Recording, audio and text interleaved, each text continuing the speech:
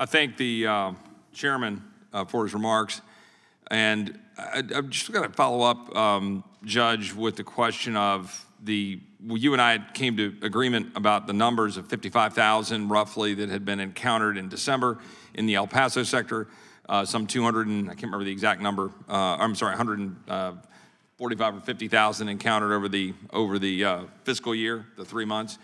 How many of those encountered have been turned away under Title 42? Have been what? How many of those have been turned away under Title 42 with respect to the? I'm not sure of that number, but I think from the Border Patrol, they're looking at about 35%. Yeah, that tracks with the numbers that I understand, right? So you're talking about of the 55,000, you'd have 18 to 20,000 that would have been turned away under Title 42. You have you'd have about 50,000 of those 150,000 would have been turned away under Title 42. Yet we know that there was a situation in El Paso with the difficulty of dealing with the processing of the numbers. We've got busing going on across the country. Like, what happens if Title 42 is no longer being enforced? Well, I think you're doing the right thing because, as you know, it was a public health mandate. It had nothing to do with migration. And I think if you want to figure out and get to the problem, that was very confusing because it had to do with something totally different that is now being utilized.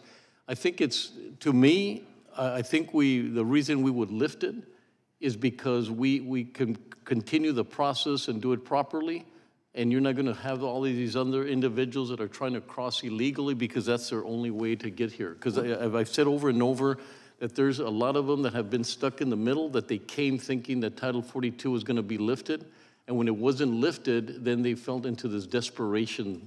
And that's, I believe, and I've said it over and over, that So Judge, and I'm running out of time. I'm sorry, I don't want to, we just have limits on time. No, go ahead. I would say to you that what you just described is all in the context of border security. It's all in the context of who comes in and who doesn't, right? Which is what border security is. So there have been some who have been critical of saying that we should enforce our existing laws with respect to asylum laws.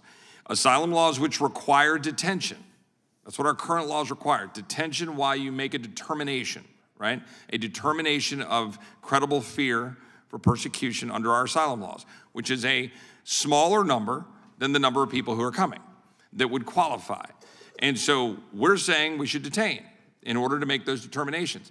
The connection to Title 42 is really important because the current administration is, even in all of its bluster about Title 42, still defending the law in court because they know what happens when Title 42 goes away. And what you just described is really important for the American people to understand.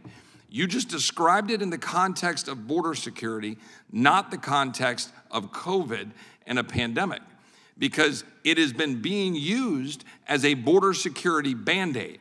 And what we must do as a body is embrace policy changes to ensure we can effectuate management of the flow while respecting our laws with respect to asylum, which is precisely what House Republicans are putting forward, notwithstanding the allegations of my colleagues on the other side of the aisle. And I'm over my time, I yield back.